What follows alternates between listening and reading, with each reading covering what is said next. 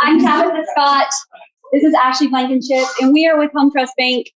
We are a proud sponsor here at Lobsar and excited to be here with y'all today. Who here in the room has done a transaction with Home Trust Bank?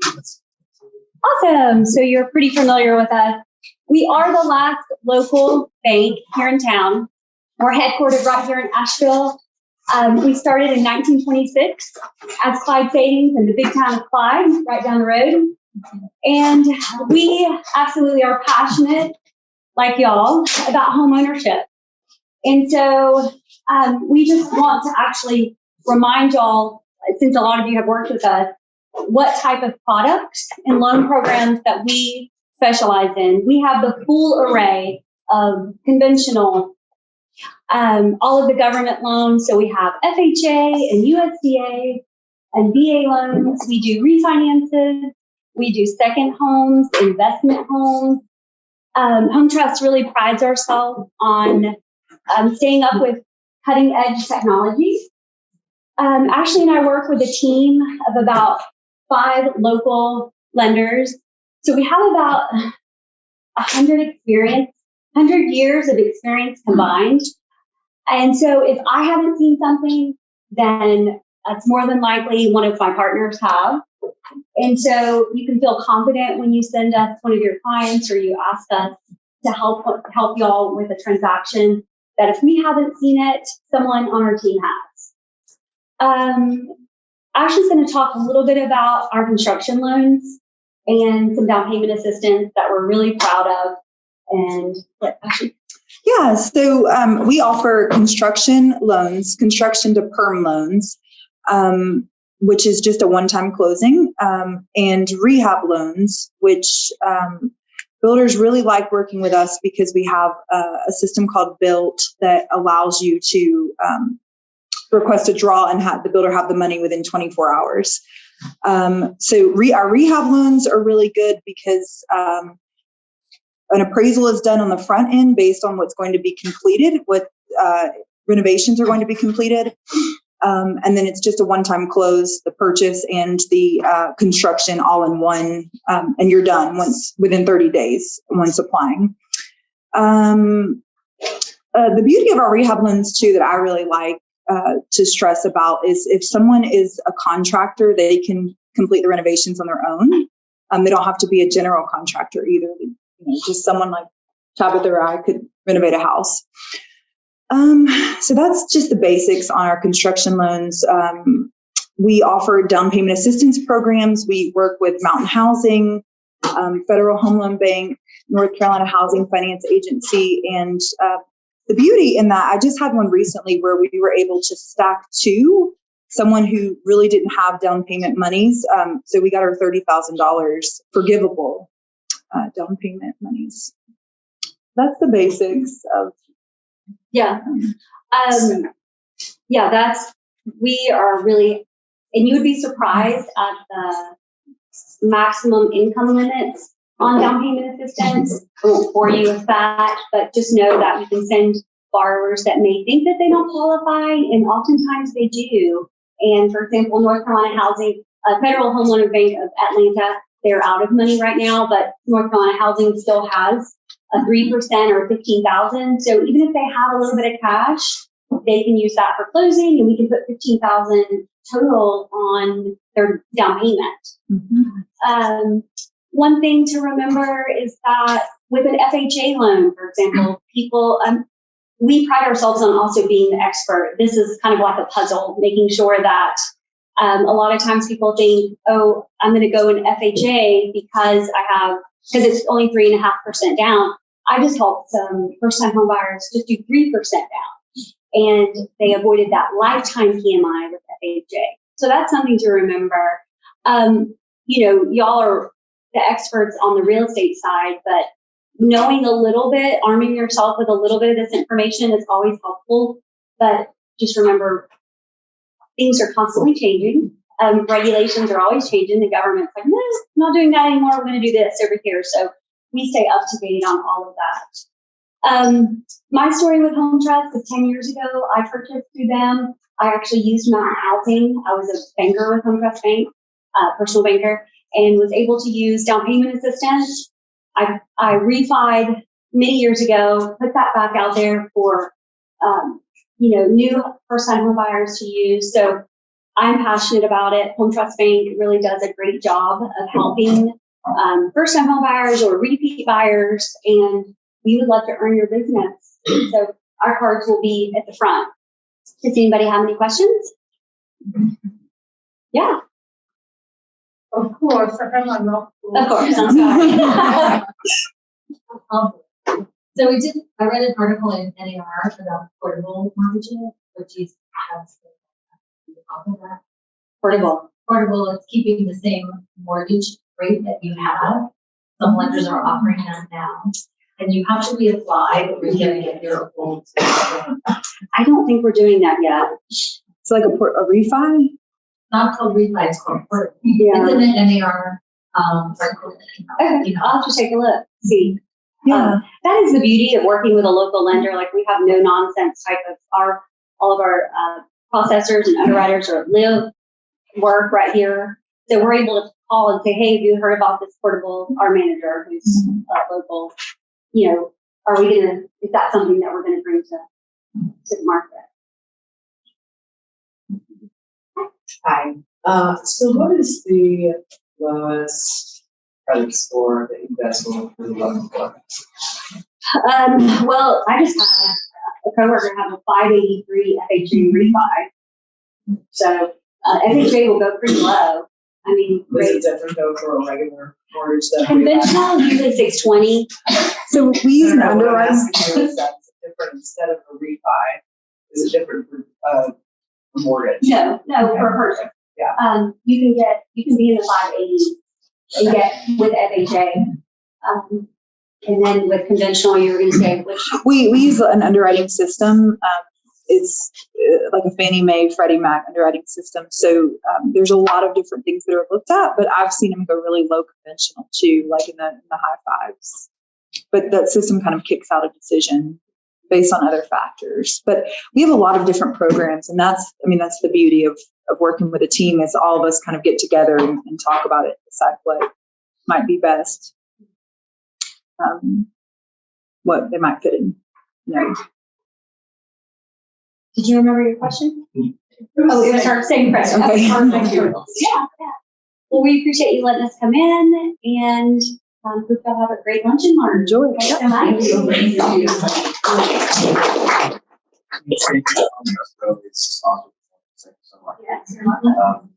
Well, very excited today to have Nathan and Shannon Capizzelli from the Buncombe County Planning Department here with us. You probably are all aware of a huge comprehensive plan process that county was going through the past year and a half, 2 years, that was approved a few months ago, and now we have some next steps, some text amendments perhaps on the horizon. So Nathan and Shannon are here to talk about those.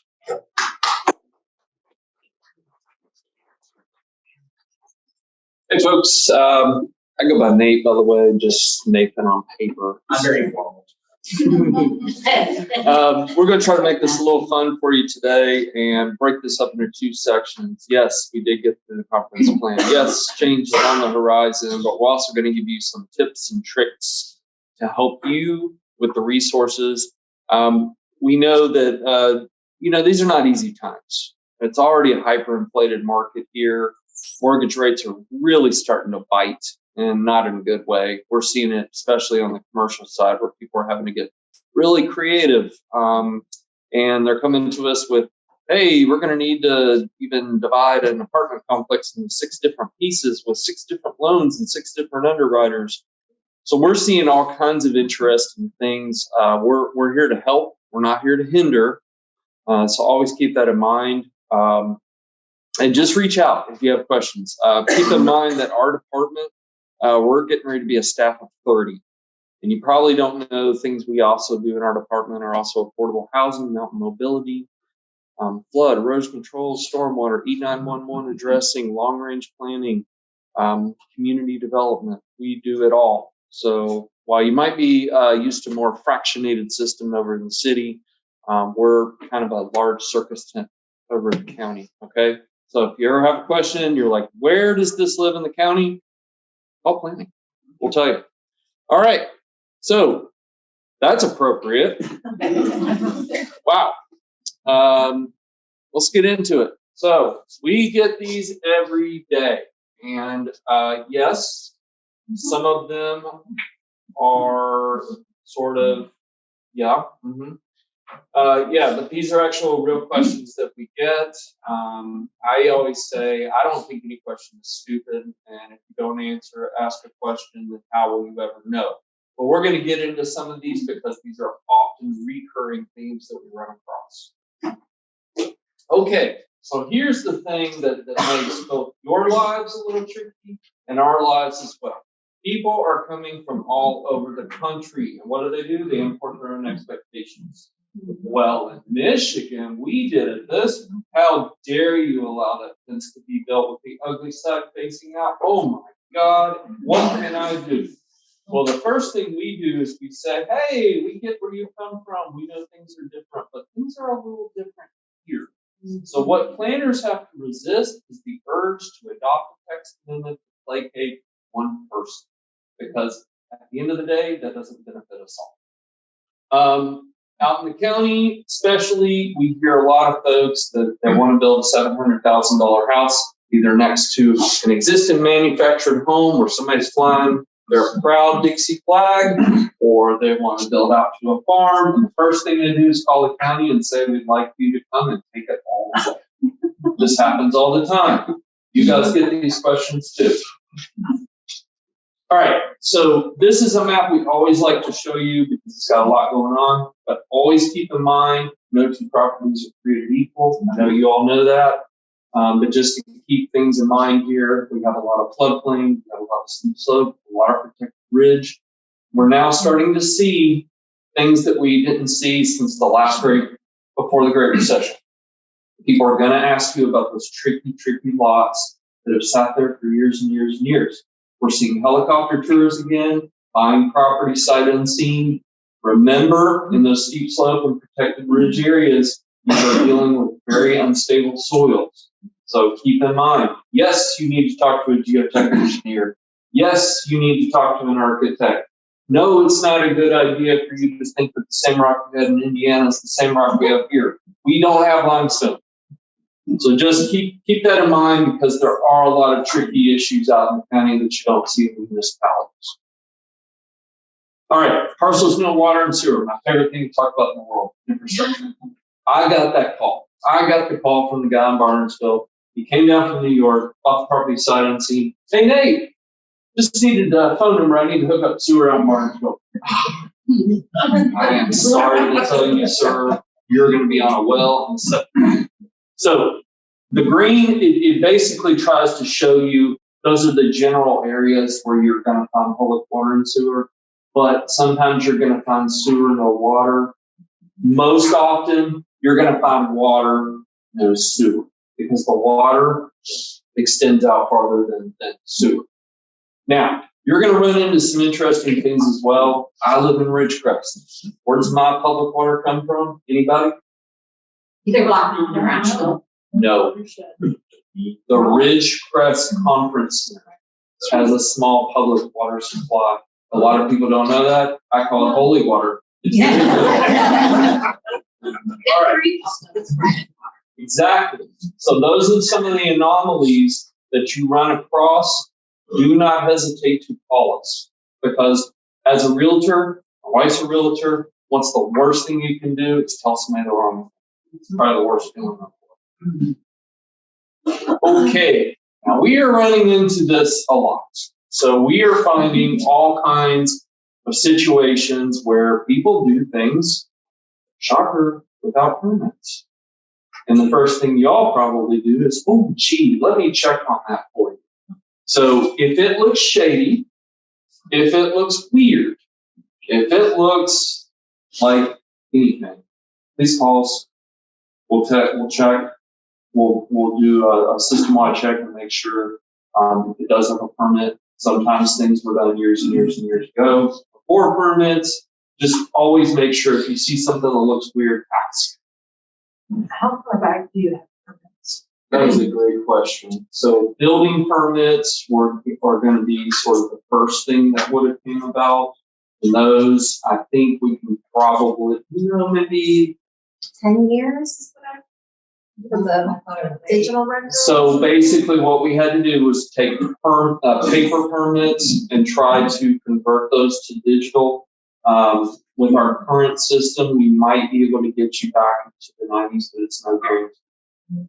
So Do you have paperback for this? a lot of it's been digitized, but a lot of it paper-wise, we just don't have the storage capacity to keep anything. But we can look at other things like tax records. We can look at there is a paper trail we can follow. Mainly the things that we're going to be able to help with immediately are going to be the things that we're just recently help. Right. That's been my experience. That's fun. Great question. Between those stuff. Yes, they ma'am. don't work. I don't know if this isn't regarding unpermitted structures, but I have a new listing client who took a home and then took the basement, finished the basements. And I looked at the accounting information and they didn't pull any permits. So I'm just in the beginning, early stages of connecting with them and talking with them. So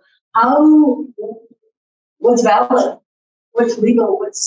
Yeah, so you're probably not going to run into a zoning issue that is basically making 2 units because most of our properties allow 2 units per lot. Here's where you're going to run into issues. Always, there's a minimum height allowance for 7 feet in the building code.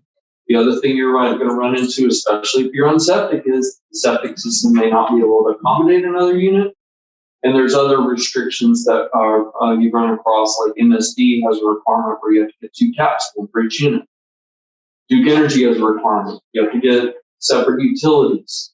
But we run into that all the time where somebody just wants like a convenience kitchen. That's not really considered a separate unit. But we run into issues all the time where people do that and don't get the proper permits. In-law units. Right.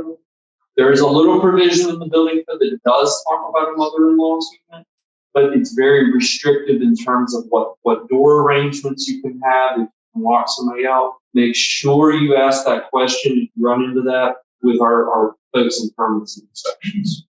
And we can link you up with those. All right. Due diligence is key. As you all know, if you have to extend your due diligence because you need to check into something, I would strongly recommend that you do that just because some of these can get really complicated really quick. Okay, so how do I? All of our zoning ordinance and our other development ordinance are hosted through Unicode. If you just simply type Unicode, you'll get an online library, you'll get a picture of the United States. Click on North Carolina, scroll through the list, find Buncombe. But when in doubt, call us. What we're showing here is a list of our zoning districts, and that is what's called a permitted use table. It tells you all the different things you can do across the county and what zoning districts they're allowed in. Takes you a step further. Talks about the zoning districts, then it moves you on to the minimum lot size, the density, setbacks, height. We would prefer, it's quite all right to look into this, but because this can get very complex really quick, reaching out to a planner to ask more detailed questions. Most common questions you'll run across is, hey, I've got this lot, client's interested in it, what type of utilities are available, and utilities drive density. If you don't have public water and public sewer, you're likely going to be beholden to whatever a septic and a well can accomplish. This is another way of looking through our GIS system. It's pretty powerful. It's very user-friendly. You can turn on multiple layers. It's got all the different zoning districts. You can search multiple ways here, then address, owner, or street name. Shannon, you got a lot going on the slide here. Okay, what this does here is we've taken all of our projects that need a public hearing, go to the Board of Adjustment, that have to get rezoned, and we put them in a easy to look at page. You can look at the individual project. You can pull down all the different documents. You can look at the days that it's scheduled for a public hearing, and that is available on the county's website under development projects. So here's other ways to get some help with different things. We are available, call, email, walk in. 46 Valley Street is our address. We're conveniently located right across the jail. So if you're ever over at the jail and you just want to pop on over, feel free. Most answers will be based on the following there. There's our phone number. There's our information below. And maybe a couple quick questions before we jump into yours, or do you have? I'm not sure what You're our right on time. Pretty good. You're good. I need to check something. Zoom side if that's okay. Here's why you do the questions. What questions can we answer for y'all before Shannon gets into next steps after the conference? Great. See you all later. So I haven't gotten familiar with something here. Did it change anything that we're used to in regard to zoning or steep slopes or? So we're gonna get into all that. Okay. And how do we go and change it for one? I'm gonna let Shannon, I'm not gonna steal her thunder on that, but anything else related to like day-to-day routine questions, things y'all running into, that sort of thing? I have a client who had a back deck at one point that was probably 10 by 20, maybe 10 by 15, and she decided to close it in and make it a solarium, unpermitted. And so what is the process then to get it permitted? It's just windows. You know, it has, the heating and air is going into that room, but there's no bathroom. You know, it was built on top of the existing porch structure. Probably not so much of a planning and zoning issue. However, what you need to be on the lookout for is that first call, permits and inspections. What they're probably going to require, because you're talking about adding a lot of additional weight, those windows with the addition is getting an engineer to certify that the deck can hold that additional weight. Beyond that, there might be some structural things that permits could walk you through, but I would say that would be your first step there. Cool, thank you. You're Appreciate welcome. What's the time frame for permits? You mean how quickly do they issue? Process them, right? Shannon, you're probably better at that. Oh, so you're gonna start with the planning department typically for getting a site plan review, and we have a 5 business day turnaround if it's a simple review. If you end up needing stormwater or erosion control, it's up to 10 business days. I actually don't know what the building permits department's turnaround time is. So, and that's really gonna depend on what kind of project it is. Okay, great, thank you. On the steep slopes, are they requiring like, survey plans of that area where the house is going in and geotechnical reports and that kind of stuff? Or I mean, it'd be a good idea to have, but is that something that Yes. you guys are requiring? Steep slope is an area that we take seriously. Yeah. You're at the highest risk of landslide. There is a geotechnical requirement, which is for the security and benefit of everyone. Years and years ago, the county actually had to, we had to tear down a home that was sited on colluvial soils. There have been other instances. I can tell you horror stories of contractors that have done things like, I don't know, build a $100,000 retaining wall and bury all the organics behind it, and we have the organics rot and the entire wall fall down. We also are looking at probably increasing the standards in some of those steep slope areas.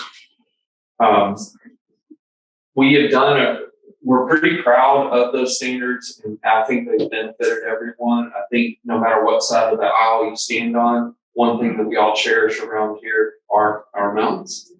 And that's what sets us apart. So why wouldn't we protect our most cherished resource? Otherwise, we can move to Salina, Kansas. Exactly where. Is there any discussion on the table about changing the steep slope? I'm gonna let Shannon get into that too. Apparently Shannon and I need to go. But we all know that we're experiencing growing pains, and I think we're to the point where the comprehensive plan that we had was from 1998. It had been band-aided as much as we could get it, and it was time. So I think this levels the playing field. I think that it helps us do things like conserve land out in the county, and identify those high quality farmlands, and also plan for the event spread that we've experienced over the years. I'm not going to steal Shannon's thunder. She's going to give me one of those looks. I've actually got to run to another meeting. I'm going to turn this over to her if you guys need anything. We live at 46 Valley Street. We're there every day, except Saturday and Sunday. And I appreciate your time. Thank you. Thank you. What exactly am I pointing this at? This, that? If you want to point it at the computer, but it might be. Okay. Actually, can I just click? You can. Okay, I'm more of a clicker than a pointer here. Thank you. All right, so again, my name is Shannon Capizali. I'm one of the planners in Long Range, which is a different division than development services where you go to get your permits. So we focus more on what is in the future of the county and how our current regulations and our policies can best match some of the challenges that are coming our way. So that's kind of the difference between what Nate was talking about in that permitting view versus what I do in Long Range. And I'm going to tell you a little bit about Buncombe County's comprehensive plan, because this is our first long range plan we've ever had. Prior to this plan, we had a land use plan, which was different. It really focused more on land use, whereas comprehensive planning is about a much broader set of topics. So I'll get into all of that. But you can kind of see on the screen some of the public engagement that we did. These are pictures from our meetings, from some of the events that we went to. And there's a lot more fun stuff on our website if you wanted to look through and see who we talked to and what kind of outreach we were doing. It wasn't just to residents, it was also stakeholder groups. I think we came and talked to LOTSAR a couple times throughout the planning process. And it's really a plan for addressing what we're going to do about growth, because we do know it's coming. We can either let growth happen or we can plan for the growth. Those are really the only two options that we have. So let's get into that. And the purpose of a comprehensive plan, it's a really specific type of document, and it's created by local governments. The purpose is to guide our decision making. So whereas you have a zoning ordinance that has really specific standards that guide the type of development, a comprehensive plan is to help your leaders and your local agencies to make decisions about how to move forward with different things. So that can be budget decisions. It can be what kind of ordinances you should have or what you need to change. It can be decisions about your county policies, or even whether or not to approve a certain type of development.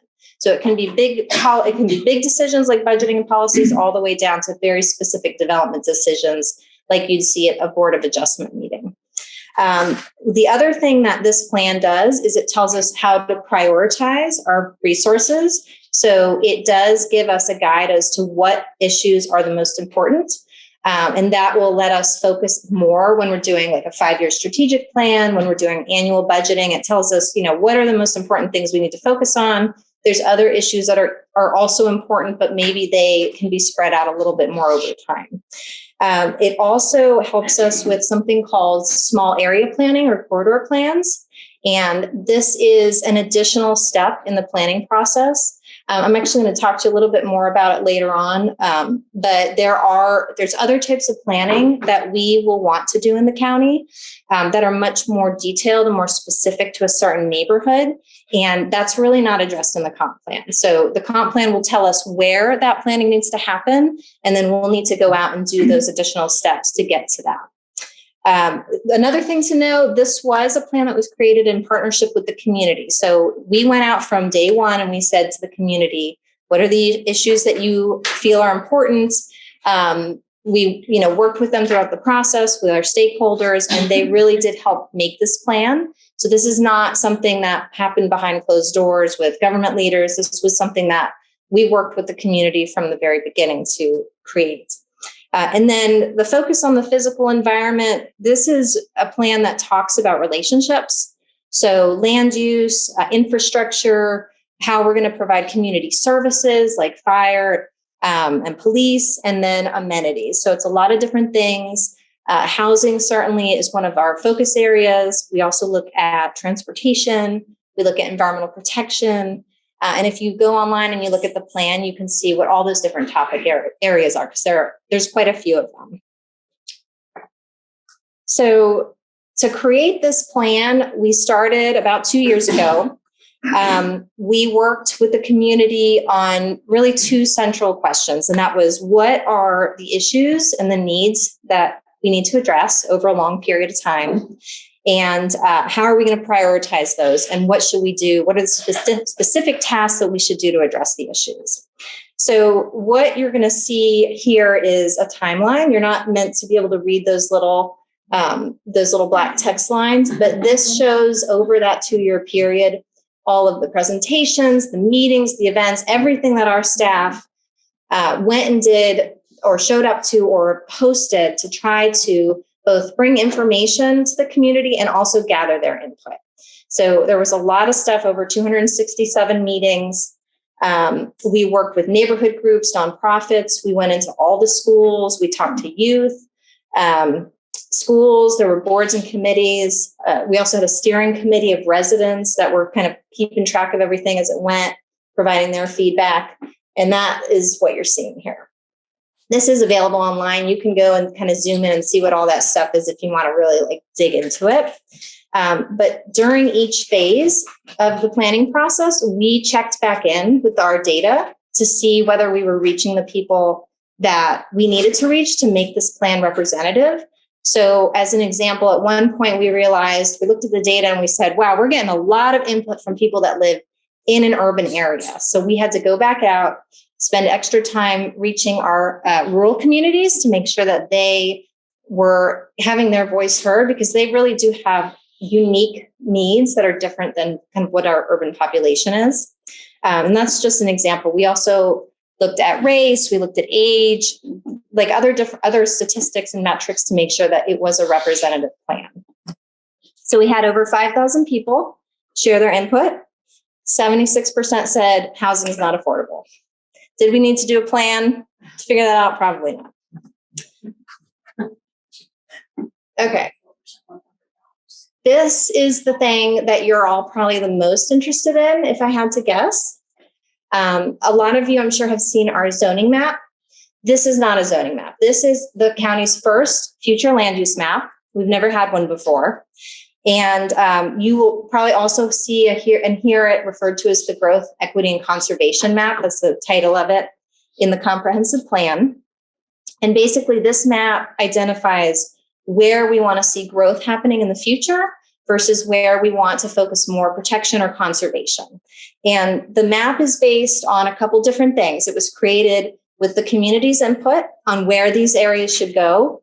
It was also created with infrastructure in mind. So where do we have sewer now? Where could sewer go in the future, realistically, based on site constraints? Same for water, same for topography. Where do we have really steep slopes? Where are there environmentally sensitive areas that, maybe it's not the best for developments, like floodplain, things like that. And then taking all of those inputs, that is how we came up with this map. This map is going to help the county with some really important decisions. So if you come in with a rezoning, and we just had this happen, we are going to need to look at this map and see whether what you want to rezone that property to is in line with these recommendations. If the county were to try to rezone property, which we haven't done since we created zoning in 2010, we would be using this as our guide as to what the appropriate types of zoning would be for a specific area. We will also be using this as part of our development approvals. Yep. Did you want to? I'm sorry, what does institutional mean? So institutional is like the Biltmore Estate, Warren Wilson College. It's kind of big land holdings that we don't expect to change in the near future. Things that are more like the colleges, Well, so what's this one in Fairview? Fairview. That's pink. So maybe That's it's pink. one. No, right there, right there. You're talking about Institutional. That right there. Yeah. You think it's Billy Graham? I don't personally know what that one is. I'd have to look. I mean, that Billy Graham Cove, I think isn't it further up, like right about where that institutional place is, it's close to where I live. If you want, after I can pull up our GIS map, we can take a look at it. I don't love know. that. Okay, yeah, I'm curious I don't know what off the that top of is. my head, but this map, it's kind of it's a static version on our website right now, but in the near future, we want to get it into GIS so that you can really zoom in on parcels. You can turn on the aerial, you can see it and be able to identify some of those local roads too. So we're working on that. Yep. I'm guessing it's just because of the scale of the map, but I'm not really seeing any walkable destination centers. So there's only one at the moment. There are other areas that we think in the future will be walkable destination, but right now it's just the beacon site in Swannanoa. At some point in the future, depending on how things develop, we anticipate there's an area in Candler across from AB Tech that might be likely a walkable destination center, but it's not developed enough at this point where we can predict what that development is going to look like. Yeah. So this is very much a living document. Yeah. So this is a living document. The plan is we'll have 5-year updates of the comprehensive plan where we'll review this, but we're only a couple months out of having it adopted. We've already had to change the plan. So for instance, we just had a rezoning happen. I think it's Long Shoals Road down in here. Can't remember what that road is. There's the connector road from the airport to kind of more of a commercial industrial area here.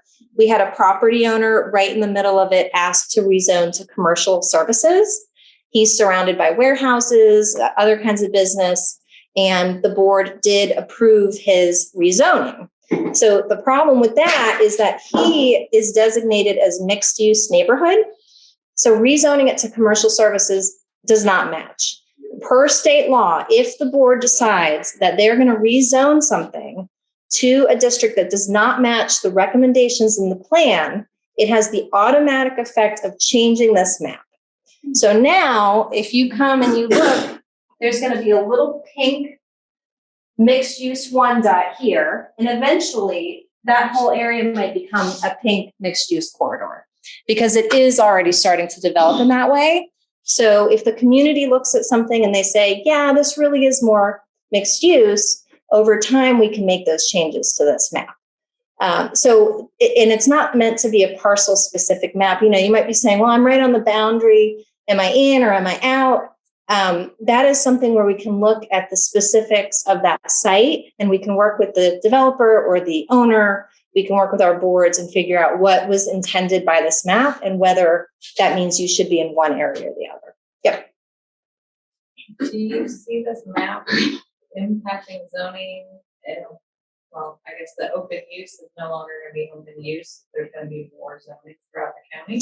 So right now in Buncombe County, if you are in open use, it has the effect of pretty much having no zoning on there. There are some requirements, but this map is a big change because what it's saying is that those open use areas in rural community would have rural community levels of development. So if we move forward with text amendments to our zoning ordinance, we're going to look at that and say, what is it about the standards in open use currently that do not match this recommendation? And then we're going to bring those recommended changes to our stakeholders, to the boards and committees, and ultimately to commissioners. So this would be a significant change if those types of recommendations are approved. Okay. Mm-hmm. What kind of timeline is that? We're going to talk about that next. I actually have a slide about that. But you did bring up a good point. This doesn't automatically change zoning. To officially change the zoning map, we would have to do a rezoning application. So either the county's bringing that, more often than not, it's that the owner of the property is requesting a rezoning because they want to do something that's not allowed in that district, which is why you almost never see someone in open use ask for rezoning. Any other questions about the map? No. Okay. So these. Oh, yep. And it says this. What is the difference in the mixed use, like mixed use neighborhood, mixed use one? So I should mention this map goes with a table that has very specific recommendations for each one of these districts. So if you go into the plan, you're going to see an associated table, and then there's other chapters that talk about what are the recommended densities for each one of these areas. What are the recommended types of uses? What are secondary uses that may be appropriate? So each one of these areas is going to have really specific recommendations of what we mean, and that's what we will use when looking at a rezoning or looking at ordinance changes. And I can help you find that if anybody wants to see after, like where to look for all of that. Yep. Does this also include where to think about expanding municipalities or city limits? It does not. So the expansion of like the city limits, that is all voluntary at this point. I think maybe there's one town that still can do involuntary. I'm not sure about that, but it's going to be something that they would address as part of their comprehensive plan. So for instance, Town of Black Mountain has their own comp plan for their limits. They're going to have their own growth goals. We have worked with all of the municipalities as part of creating this plan, and we did hear from a bunch of them that there aren't really any significant growth plans for the future. I think, I can't remember if it's Woodfin or Beaverville, they can still provide certain benefits for utilities if you do voluntarily annex. So they have like a incentive to do it for certain types of developments, but the city cannot do it anymore. So you would have to want to go into the city because you want an alcohol, like a single serve alcohol license or something like that. That would be the benefit. And what are the places where it's most likely that city water and sewer, county water and sewers can expand into? So, I mean, if you look at where the non-conservation areas are, there is a really good relationship between where our growth areas are recommended and where those potential future utility availability would be. MSD has a map, though. You can actually go on their website and look at where they think future expansions can happen. At the moment, they have a policy that they don't expand utilities just for the fun of it. Like they don't have a plan to go out and add, X number of miles of sewer line just because. Normally, when they expand the sewer line, it's in response to a specific development that is requesting that. And it's incremental growth over time as things get pushed farther and farther out. But when we had the Canton paper mill, there had been talks about the county working with them to expand west. I don't know if that's still in play, but all of that kind of stuff you can find out on the website. Yeah. Does that include the widening of 26 all the way to Tennessee? So no. So Buncombe County, we don't own or maintain any roads. So we are at the mercy of DOT. However, the Department of Transportation has a policy that if a community has a plan in place that makes recommendations, they have to at least look at it. So before, they could just do whatever they wanted and they didn't even have to look at a community plan. But now they have changed their official policy. With the adoption of this plan, and one of our next steps is to do a transportation plan that looks at those kind of things. They will be able to look at this and see where we want our growth areas to be. There's specific transportation recommendations in our plan that they would need to look at. And then as we do things like small area plans, which I'll tell you about next, they'll be required to look at those plans too. And they can work with the county or with the city on, what is the neighborhood's preferences for this? What can they accommodate that matches our plan versus what are the state level goals, which do not always, align with a local goal. So we have more of a seat at the table is the answer because of this plan. We can't tell them what to do, but they at least have to give us a meeting. So in terms of our next steps, first would be text amendments, which we're starting to work on now. This is the order of the text amendments that we'll be bringing to stakeholder groups and then to the planning board for public meetings. And then the second item that we're working on are the small area plans. The small area plan map that comes right out of the comp plan, you can pull that up and take a look. Those are the areas that were identified as specific corridors of road corridors or specific neighborhoods that really need more detailed planning. So for instance, we're going to start with the Emma community. And that's because they actually just finished doing their own community plan. So we're going to work with them to come up with a neighborhood plan that incorporates what they did. And also they're facing incredible pressure from gentrification. So it's kind of a good one to begin with because it is a little bit more pressing need there for that detailed plan. And then maybe Leicester second, maybe Candler, Swannanoa corridors needs a lot. So those are kind of the small area plans that we're looking at. Does anybody have questions about that? I'm curious why affordable housing is number 4. Right. Not number 1. So this has changed a little bit actually since we made this slide. Affordable housing is going to be number, let's see. So tourism and mixed use and PUD are now 1. We're going to have to bring it in some stages, but we're going to look at all of those text amendments as one package. And what that means is, if I show up to a commissioner meeting and I have 7,000 pages of text amendments, they're going to glaze over and it's going to be impossible for any normal human being to absorb and understand all of those changes. So we're trying to break down all of these big proposals into more accessible bites, if you will. And so we have grouped things that we think go together into these categories. And we've put them in an order of what we think makes sense. So for example, the design changes that we're going to bring, some of those you have to have in place before you can move on to affordable housing and environment because they all work together. And if we went to economic development first, but we hadn't dealt with some of the design issues in our ordinance, there's going to be issues with permitting. There's going to be mismatches in the standards. So this is kind of the logical order of what needs to happen first so that you can then move on to the next thing. This is just a draft. This could change. This is the staff's plan at the moment with some, minor adjustments to the first 3 have been combined. And then we will start pulling proposals to the planning board at the public meetings and bringing it out to some of the stakeholder groups.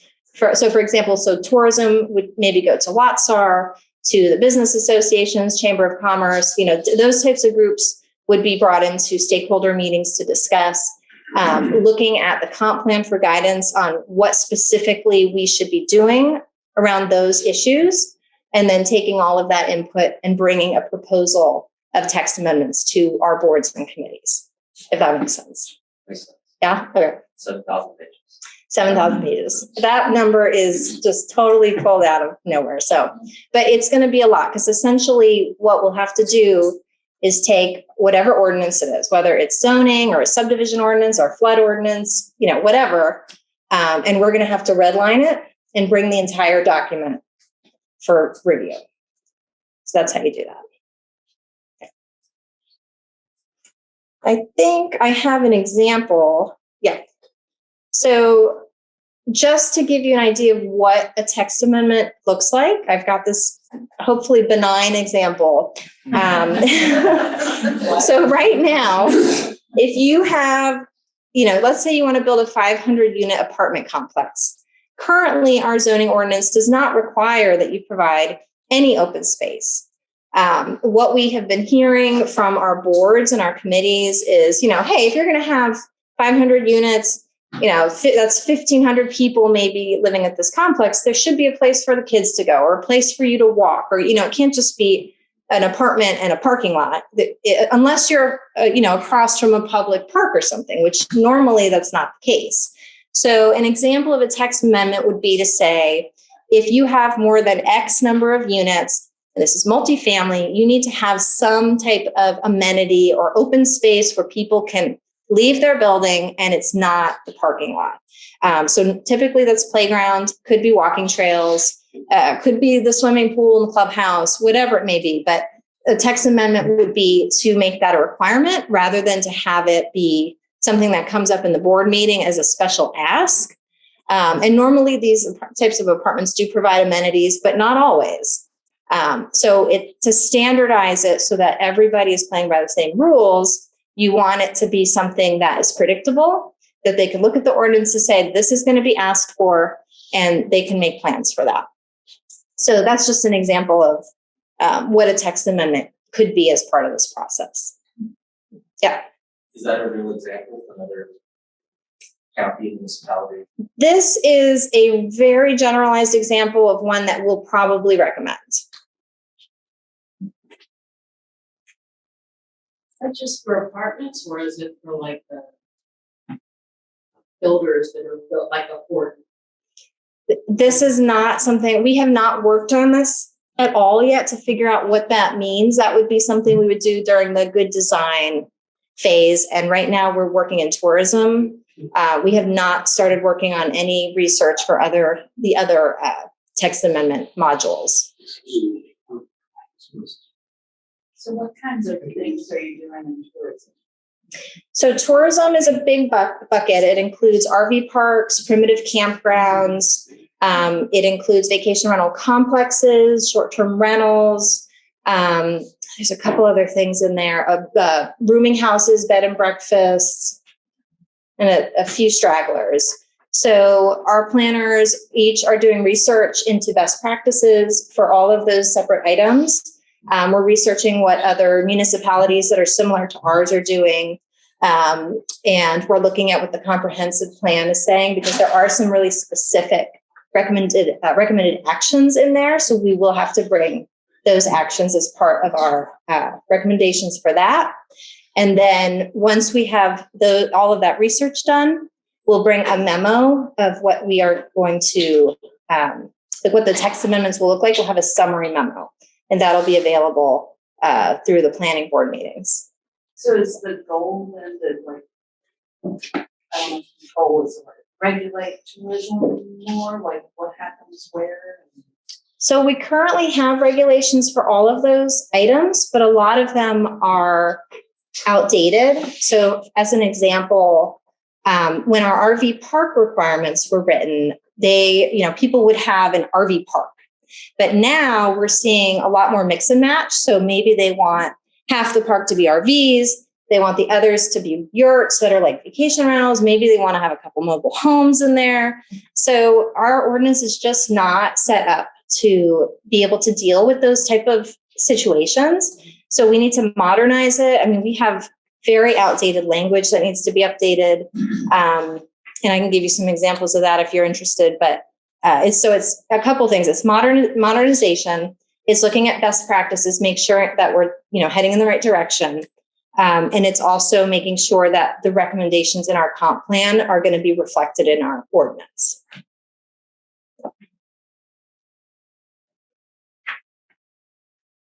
Do you guys, I don't know if we have time, do you want to see where you can find the document? Yeah. I mean, we're still just 1251. So. I don't know whose computer this is, so if I can just get on the internet. I just look and that purple institutional space is The Cove, okay. I don't want to mess up the Zoom meeting.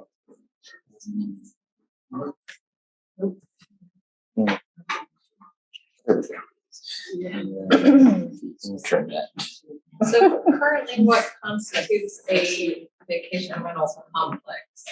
So in the county, so this doesn't apply in the city limits, but if you have 3 or more short-term rentals, they can either be on the same lot or on adjacent lots. But if you have 3 or more, then you have a complex. And it's a totally different set of requirements. Okay. Oh, I'm sorry. What type of requirements? So there are specific parking requirements for those, which really comes more into play in open use. Right now, there's no parking required in open use at all. So it doesn't matter if you're a commercial or residential, you technically do not have to have any parking. But if you do a vacation rental complex, you have to have at least one parking space per unit. So that's just an example. There's a whole section in the ordinance that is the standards for that, and I can show you where to find that also.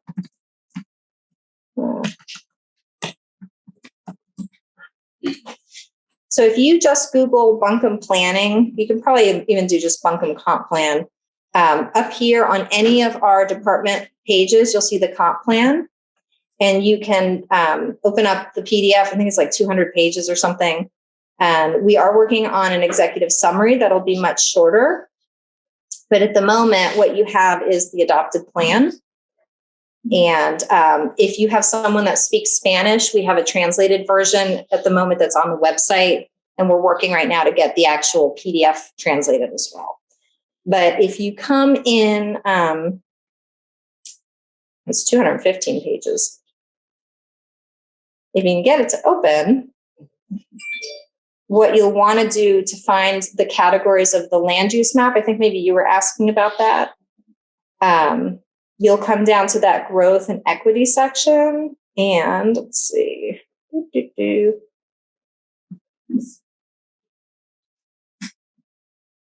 you might have to play around. If this doesn't work, you'll just have to play around with it. But, oh yeah, here we go.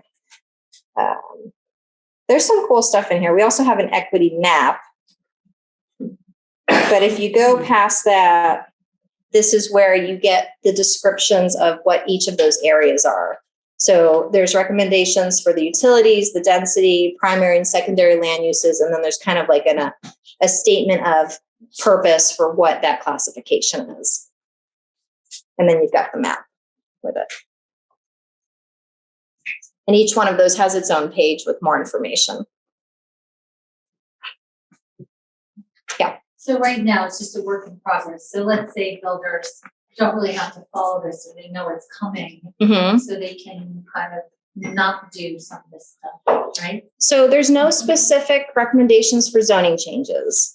But for instance, if someone were to come to Buncombe County and say, hey, in 5 or 10 years from now, I know I want to do this development. What does what are some of the things that are coming down the line? We could say to them, take a look at that future land use map, take a look at the specific actions that are recommended in the plan.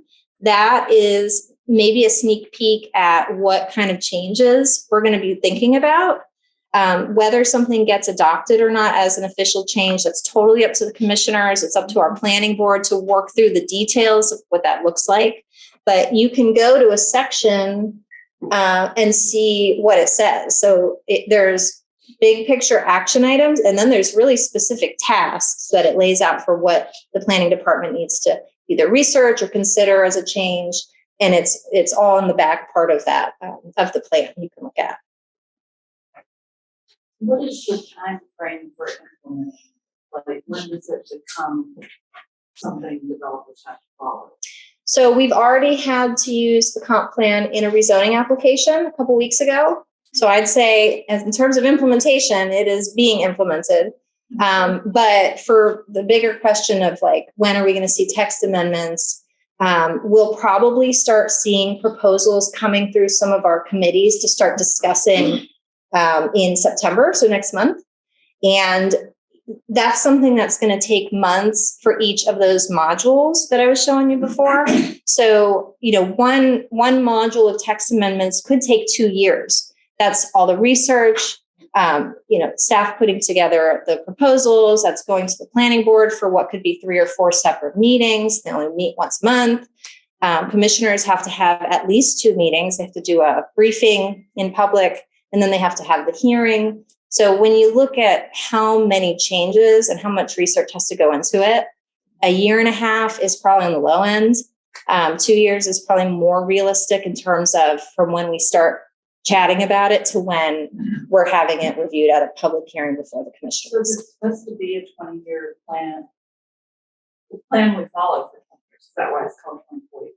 So 2043 is when we would expect that enough changes have happened in the community that this plan needs a redo. That's kind of the typical. You do a 5-year update. But it's like with our land use plan, we just kept putting Band-Aids on it. And eventually it was so covered in Band-Aids that we said it's time to do a, real long range plan. And is there grandfathering, like if the developer is already platted subdivision, got roads cut in, selling lots, but it's super steep, and say those steep slope ordinance tightens up, can they still build on what they already have platted, or? So platted lots are existing lots. They will always exist. They're grandfathered in. If the actual permit requirements change, then when you come in at the first time to get a permit, you're going to be abiding by whatever the laws are at that time. So if you bought a lot and it's super steep and there were no requirements before and you wait 15 years to build, when you come in, you're going to be looking at the permit requirements at the time that you apply. If you apply and you get approval and it's taking you forever to get started and your permit's still good, but the ordinance changes, you are still going to be able to build under the original requirements that you started under. Anybody else? That's a lot, I know. Can you give us any insight into where the county's leaning with regards to changes to short-term rental usage in certain areas, or language changes? So I'm trying to think. I believe that those first recommendations are going to be coming to our planning board. No, back up. So they're going to have to go to stakeholder groups first. I'm not clear yet on what the process for that is. I'm not sure if those are going to be formal meetings or kind of one-on-one discussions with the different groups. But ultimately, the recommendations are going to go to the planning board. And if I had to guess, I would say the earliest we could probably bring those to that board would be January. And then it's going to be up to the planning board how quickly they want to move through that discussion. So they might see the recommendations and say, yep, this looks good. Or they might want to talk about every single one of the proposals. It could run on into multiple meetings. So it's really hard to predict when that might be like a final draft and what they want to have in that draft. So you'll engage with the stakeholders in developing the proposals for the planning board? So the plan is that the long range planning division will reach out to stakeholder groups. I don't know if those have been identified yet. I'm sure that LOTSAR is one of those groups. Like I said, Chamber of Commerce, there's a couple others that I've just heard in passing.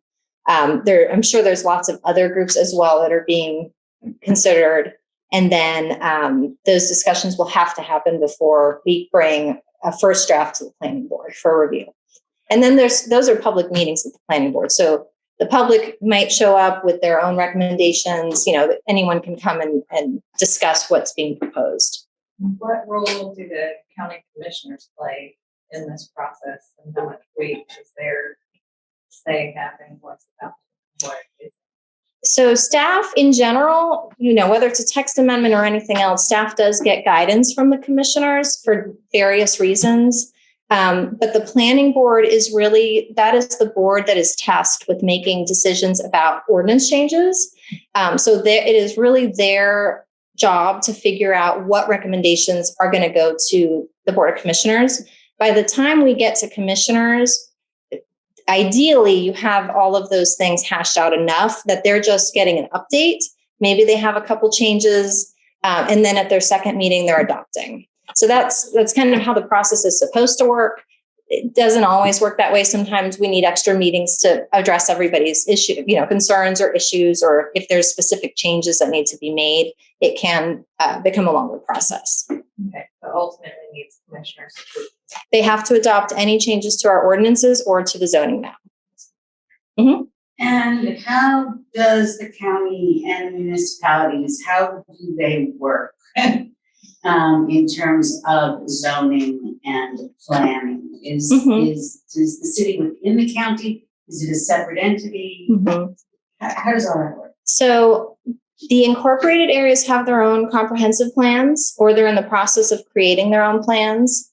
When they do those plans and when we were creating our plan, we talked to them a lot about what they saw as the issues around their borders, We talked about collaboration for things like infrastructure for our mountain mobility transportation system. So we heard a lot from them about what pressures they're feeling from growth and from other, issues. So our plan does reflect some of what their goals were for their boundaries. And as they move forward, they may look at our plan to figure out what we are saying will happen around their edges.